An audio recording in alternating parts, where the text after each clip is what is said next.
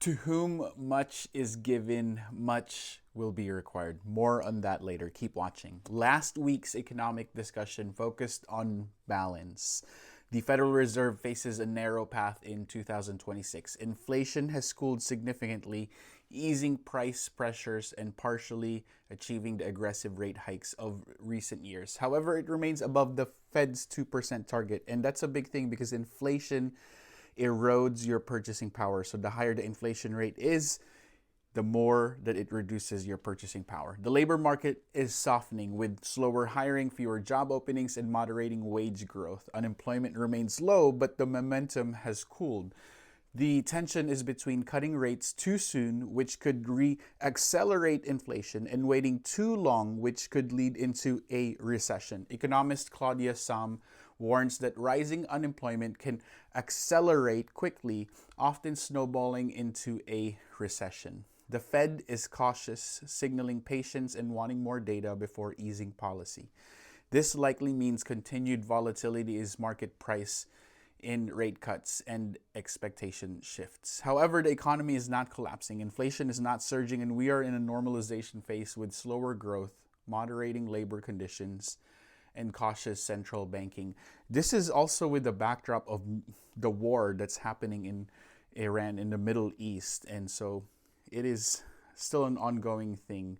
For long-term investors, this is a moment for discipline, staying aligned with their long-term plan and not reacting to short-term headlines. Consider your portfolio or financial plan if it hasn't been reviewed due to changing economic and global conditions.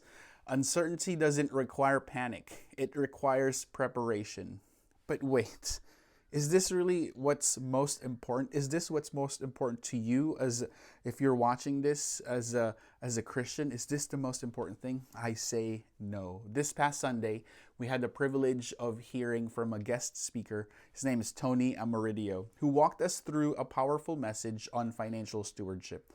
The central theme was simple but profound. And this is it. This is God owns everything. We are merely stewards. That was the simple yet profound theme that he shared. God owns everything. We are merely stewards.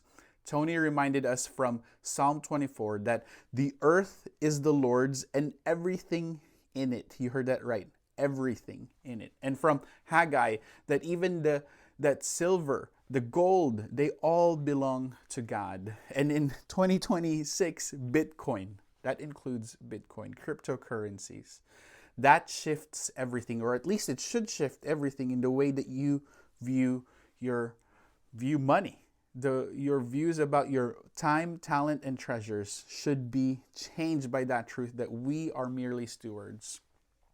Our money, our time, our abilities, they are not ultimately ours.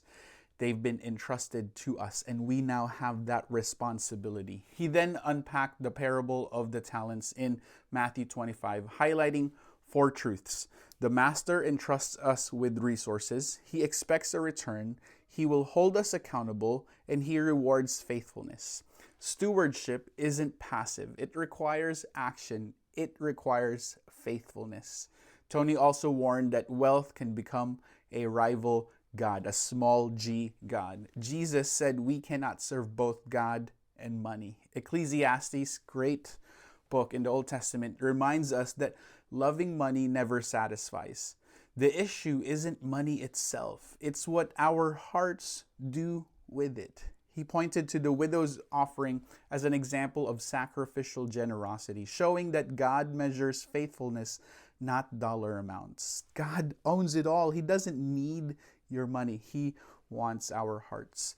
The message closed with a call to think eternally. Don't store treasures on earth, but in heaven. To whom much is given, much will be required. Stewardship is about responsibility, trust, and allegiance. Here's the takeaway. Let me use his notes to summarize this whole thing.